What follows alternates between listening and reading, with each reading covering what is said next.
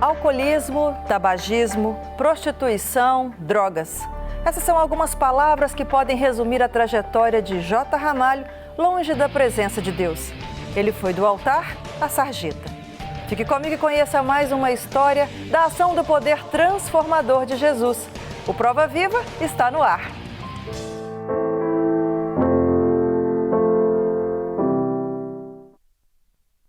O nosso convidado nasceu em um ambiente cristão e permaneceu na presença de Deus até o início da juventude.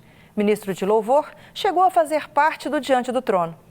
Mas a sedução do mundo o envolveu e ele decidiu experimentar um novo estilo de vida, oposto àquele no qual vivia. Olá, J. Ramalho, seja bem-vindo ao programa Prova Viva. Quem agradece sou eu. Estou honrado em estar aqui com vocês. Muito bom de verdade. Obrigado por me receber. É um programa em que nós temos a intenção de exaltar o nome do Senhor e declarar através das histórias das pessoas aquilo que Ele tem feito em suas vidas. E é uma oportunidade que nós temos de dizer como os milagres ainda continuam sendo praticados por Deus nas nossas vidas até nos dias de hoje. É isso mesmo? É, exatamente. Eu costumo dizer que histórias fantásticas, testemunhos poderosos tem em todo lugar, né? Mas se Deus tem me dado a abertura e a possibilidade de falar, então eu quero falar e deixar com que pessoas também sejam alcançadas por esse mesmo poder que alcançou a minha vida. Nós já dissemos agora, né, nessa chamada, que você esteve um tempo, eu quero entender mais agora da sua vida, já nasceu num lar cristão ou não, e se desviou e voltou, mas como esse percurso todo na sua vida aconteceu, para que até pessoas que talvez estejam passando por situações semelhantes possam também refletir, para que não caiam, às vezes, no mesmo erro que você caiu. Começa na sua história primeiro de vida, quem você é, família, de onde você é, para eu entender um pouquinho. A história, o contexto não é tão difícil de entender. Eu sou um rapaz de classe média baixa, né? Nasci em lar cristão. Quando eu nasci, meus pais eram da Igreja Assembleia de Deus, né? Eu sou de Ipatinga, né, Minas Gerais, e cresci ali na igreja. Me recordo que até os 10, 11 anos, assim, nós frequentávamos a igreja assiduamente, a família ia junto, mas o meu pai, ele começou a ter uns indícios de alcoolismo, né? E acredito que a grande porta de entrada no que se refere à família foram esses lapsos, né, de caráter, do vício, da fragilidade do meu pai. O desmoronar da família começou ali. Você tem mais irmãos? Nessa idade você já tinha irmãos? Eu tenho 2 mais velhos que eu, e que também por causa desses vícios, né, do meu pai, tiveram que trabalhar muito cedo, porque não era uma bebida social, né? O pessoal costuma falar isso, né? Beber socialmente. Era embriaguez de cair pela calçada e ficar pela rua. E então os meus irmãos tiveram que começar a trabalhar muito cedo. Meu irmão mais velho, na nossa concepção, né, o Josué, ele é o nosso pai. É ele que a gente, as recordações que eu tenho, assim, de quem foi nas reuniões de pais, de quem buscou na escola, quem corrigia, era o meu irmão mais velho. E todos tentamos ficar na igreja o máximo possível, mas o Josué se desviou muito cedo, o Joelson, né, que é 1 ano e meio mais velho que eu, também se desviou muito cedo, e eu permaneci. Minha mãe tentava, né? Minha mãe é uma mulher muito cristã, muito séria, mas acho que a pressão, né, esse excesso de decepção começou também a ruir a fé dela, ela começou também a se desviar e eu me mantive, né? Passei por várias igrejas, porque sem dinheiro tínhamos que mudar, éramos nômades, ciganos, era coisa assim de 1 ano, 2 anos numa casa, 1 ano, 2 anos da outra, e barracão, e 3, 4 pessoas dentro de um quarto só, e fui para Maranata, onde eu aprendi a tocar violão. Eu me recordo de ter estado também na Igreja do Evangelho Quadrangular, por volta de quando eu tinha uns 10 anos, isso em 1990. Fui para Quadrangular também. E quando chegou nos meus 12 anos, eu voltei para essa mesma igreja onde nós crescemos, que é a Assembleia de Deus Matriz, lá em Ipatinga, a sede. E lá eu me batizei, passei pelas águas com 12 anos, fui batizado no Espírito Santo aos 13 anos e comecei a desenvolver o que hoje eu acredito que é a minha arte principal, que é a do canto, né? Eu sou, acho que, músico de nascença, minha alma é musicista. Até os 10 anos você não tinha nenhuma prática com a música na igreja, onde você frequentava com a família, não? Eu gostava de cantar, eu sempre fui muito afinado. Meu irmão mais velho era professor de música, minha mãe cantava na igreja, meu pai também gostava de tocar o seu violão. Eu tinha um envolvimento com música, mas foi a partir dos 12 que eu percebi que não era só um hobby, de que tinha mais a ver com a minha essência do que simplesmente com o costume diário. Só para conhecer um pouquinho da sua história familiar, qual era a percepção sua, ou, se você me permitir usar essa palavra, qual era a justificativa que o seu pai tinha para o envolvimento com o álcool? Eu acredito que é a impotência de ser tudo aquilo que ele queria ser. Entendi. O meu pai sempre foi muito ambicioso, mas a renda financeira era sempre muito curta, né? E essa coisa assim de reter, de viver no limite, de ter pouco, de querer muito e ter pouco. Ele era um funcionário da Uzi Minas, né? E foi mandado embora. O meu pai foi mandado embora da Uzi Minas, se eu não me engano, se eu não estiver mentindo, é de 3 a 6 meses antes de ganharmos uma das casas da Uzi Minas. Nós nem iríamos mais morar de aluguel. Meu pai foi mandado embora. E isso gerou uma situação constrangedora dentro de casa. Porque a minha mãe já almejava sair do aluguel. Meu pai também queria poder dar isso. E aí ele desde então, a vida dele foi correndo atrás disso. Desde jogos de azar, né? Esses títulos de capitalizações, o sonho por ter dinheiro, o sonho por ser algo que já não estava mais na mão, deixou escapar. É um contrassenso, né? Porque, por exemplo, a pessoa deseja alguma coisa, não conquista. A frustração pode levar a algum dos vícios, né? Vou beber para esquecer os meus problemas. Exatamente. Só que quando a pessoa bebe para esquecer os problemas, ela esquece que ela gasta bebendo. Ela gera outro problema. Outro problema, além da bebida e além do gasto também. Então, assim, aquilo que já não tinha passa a não ter e começa a ficar devendo. Mas tudo bem, era só para eu entender mesmo, porque tem hora que a gente quer entender um pouquinho sobre o que motiva as pessoas a se envolverem em situações que são prejudiciais para ela. E isso de gerar outros problemas não é nem só no aspecto financeiro, não, no aspecto de espelho, né? Os meus irmãos aprenderam a beber vendo meu pai bebendo, né? Os amigos... Você também? Eu aprendi bebendo porque todo mundo na minha casa bebia. Na verdade, eu me mantive na igreja até os 20 anos de idade. Quando eu fiz 17 anos... Então volta lá no 12. Nós tínhamos parado no 12, que você voltou para a igreja, aquela igreja que você... voltei para a igreja e aí eu me embrenhei no mundo da música. Aprendi a tocar violino, fiz... teoria musical, aprendi a tocar trompete, mas o trompete começou a agredir minhas cordas vocais, aí eu encostei ele de lado, conseguimos um violino, uma irmã da igreja conseguiu um violino para mim, porque né, não tínhamos renda para isso. E eu cresci na música, cantando, dividindo vozes, né?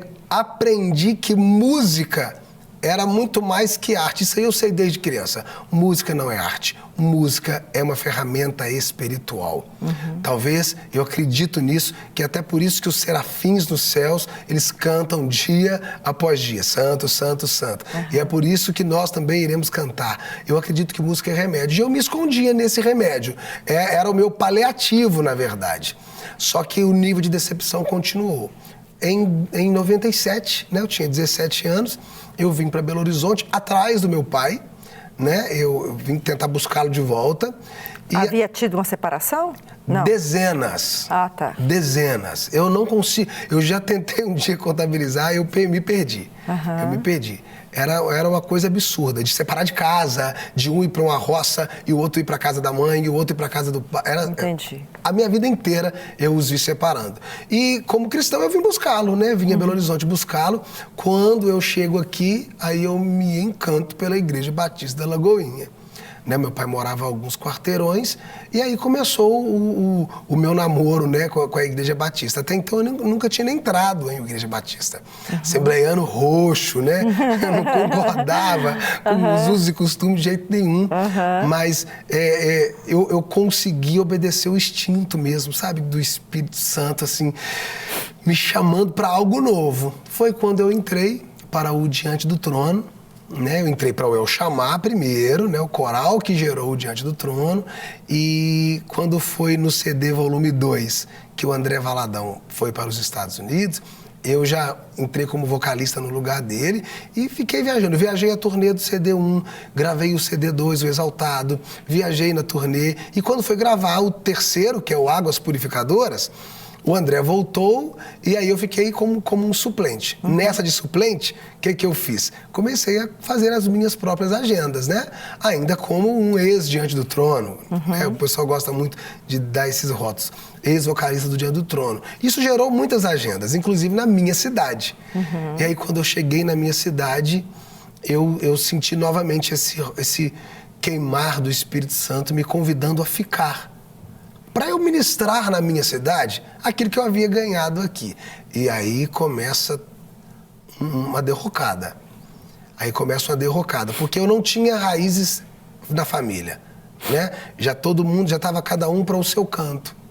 Né? O que aprendeu a beber já se embrenhou nesse mundo, o que aprendeu a fumar foi. A minha mãe gerou assim, um índice de doenças, de hipocondria, né? Completamente, tudo era uma doença, tudo era um remédio. E aí, quando eu voltei para Ipatinga, era eu, eu mesmo, e o Espírito Santo de Deus. Então eu comecei a procurar. Aí você morava só, então? A gente foi tentando juntar, né? Entendi. Volta pai, vem mãe, vem o irmão. E tentando juntar essas pessoas de novo, eu encontrei um emprego em um estúdio. Né, um estúdio de gravação. Mas é tão incrível, hoje, como servo de Deus, hoje, entendendo o movimento do mundo espiritual, eu consigo entender que era uma dança, né, do inferno para tentar me trazer, né, para perto dos vícios, da bebida. E tudo começou, sabe como?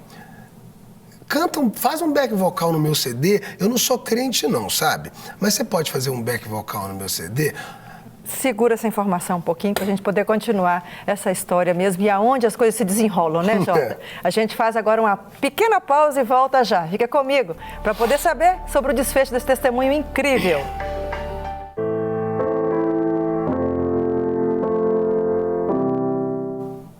Viu como foi rápido? Já estamos de volta e vamos continuar a conhecer a história de Jota Ramalho. De servo de Deus fervoroso, ele se tornou viciado e caminhou na escuridão, longe de Deus. Mas hoje foi restaurado e está firme no altar. Jota Ramalho continua do tempo, então, do momento em que você volta para a sua cidade, né? Para tentar também trazer de volta os familiares, nessa expectativa também de reunir família, seria isso? Era uma retomada familiar, financeira, né, também, e acho que ministerial, né, porque aí eu havia me desvinculado do Diante do Trono, já estava viajando sozinho, e como músico, eu fui procurar um emprego na área da música, fui parar em um estúdio, um comercial aqui, um jingle ali, até que chegou o convite. Faz um back vocal no meu CD, mas eu não sou evangélico não, tá? Aí eu, nossa, não posso, cara. É contra a minha fé. Não, Jota, canta. É um CD de pagode, é um CD disso aqui. É um forrozinho duplo sentido, sabe? Não posso. Jota, a gente vai pagar bem. Aí você pergunta o quê?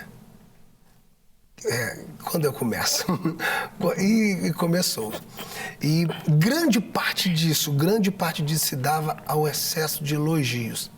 Cara, sua voz é demais, cara. Jota, essa voz sua é sensacional, cara.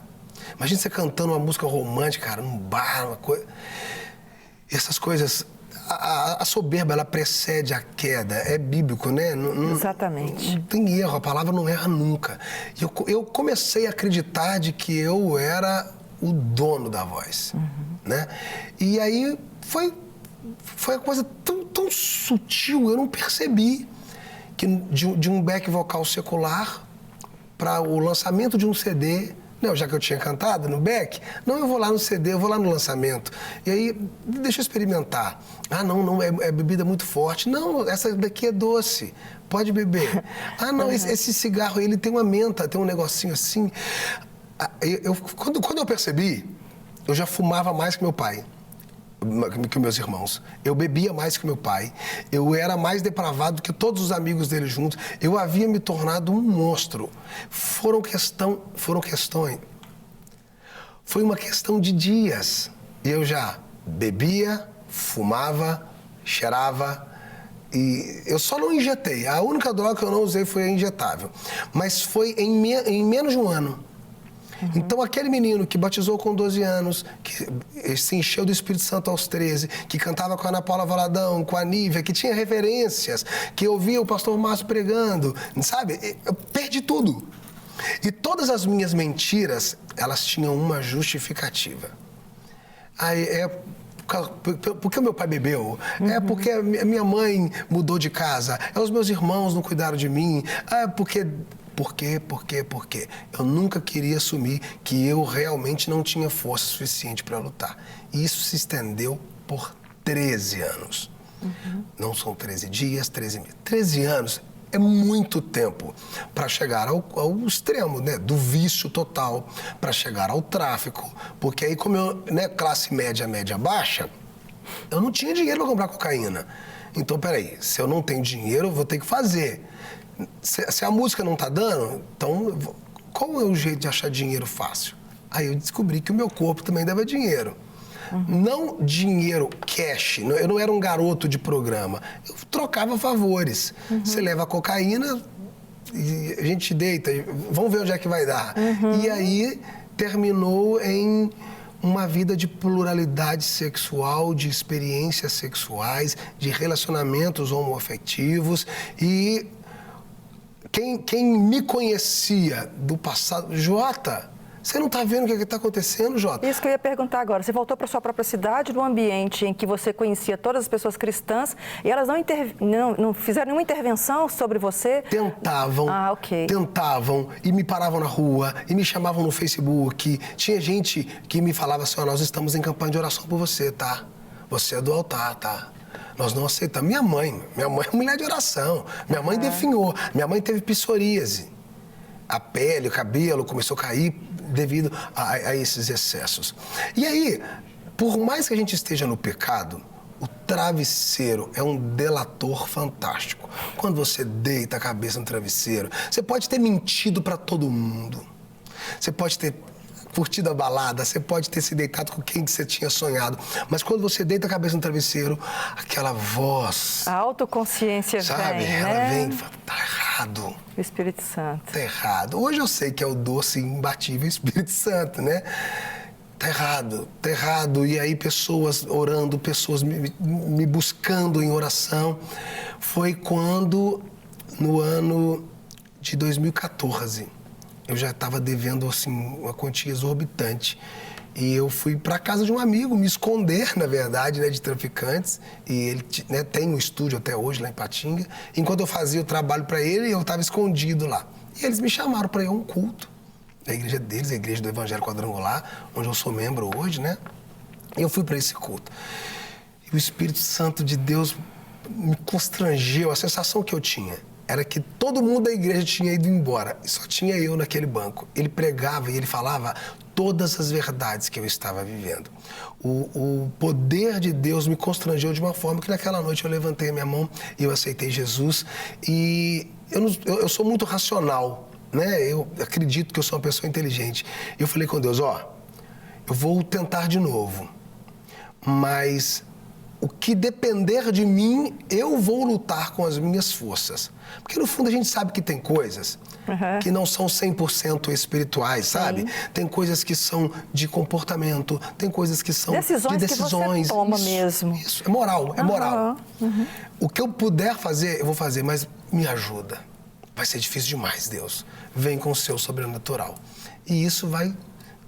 está completando agora 5 anos e meio que eu voltei para Jesus e houve um detox físico, clínico, emocional, espiritual, retomada, né? Ganhei minha família de volta.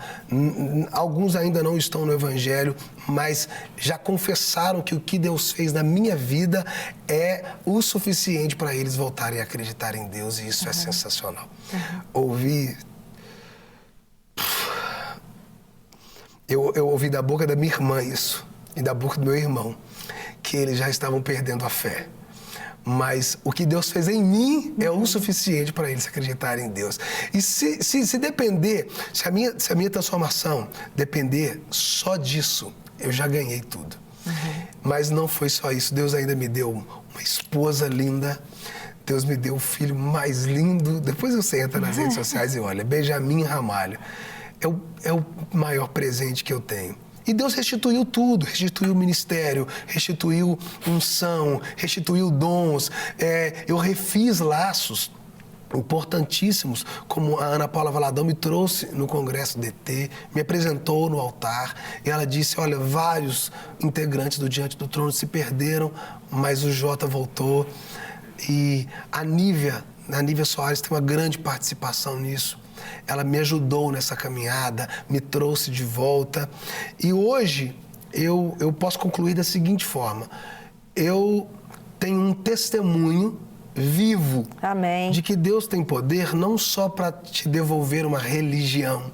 Ele tem poder para te devolver vida. Amém. Caráter, Glória a Deus. decência, tudo. Glória E eu tenho caminhado. Estar aqui é uma prova disso, Amém. de uma das restituições de Você Deus. é prova viva, então, também do poder de Deus e da restauração, Isso. e do resgate, e do amor e da misericórdia. Isso sou. Jota, que Deus te abençoe, que Deus te dê graça mesmo para você continuar servindo o Senhor, fazendo a obra dEle, e mais do que nunca mostrando que é possível se relacionar com o Senhor. Não, como você mesmo disse, não apenas ter uma religião, Isso. não apenas voltar para um local físico de uma igreja, mas voltar para os braços do Pai.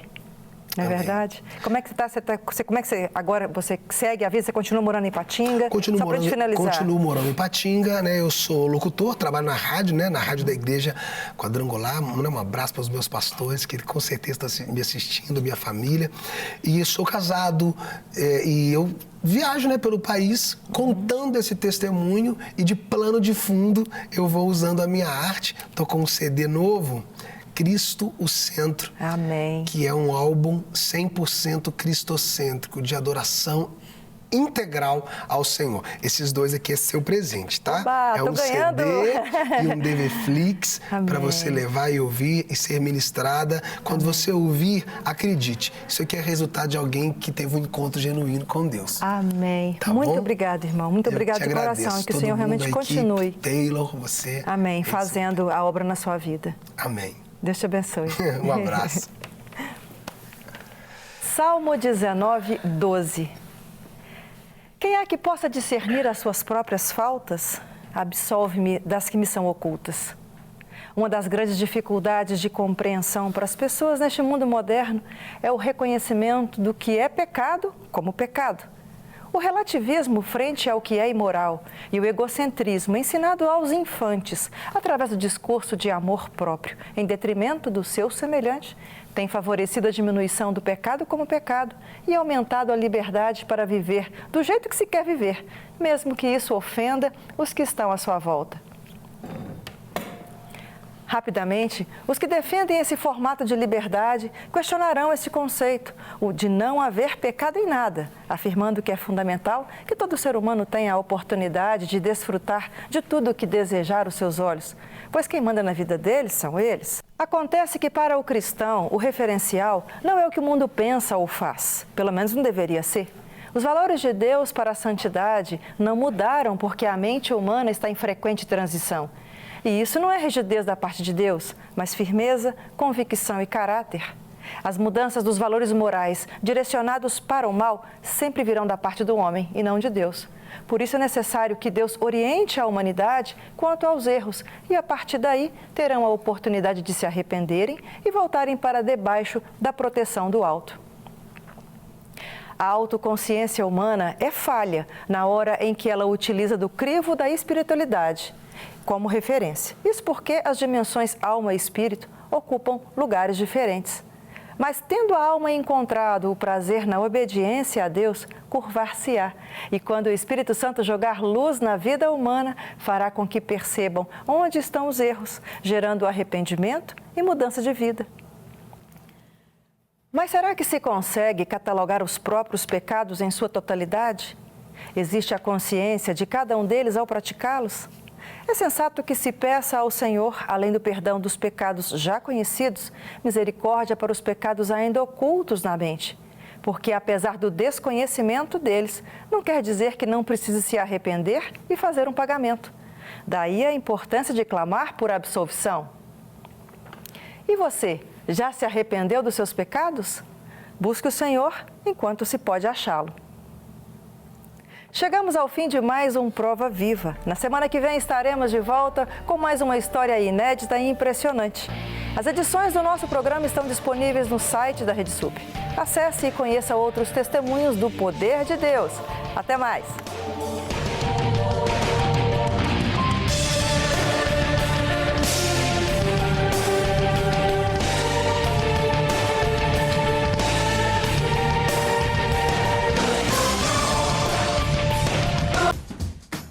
Não quer ficar um segundo por fora da nossa programação? Agora você pode nos acompanhar através das plataformas digitais. Não perca tempo, acesse, curta e siga-nos. Fique por dentro de tudo o que acontece por aqui. Rede Super, inspirando você.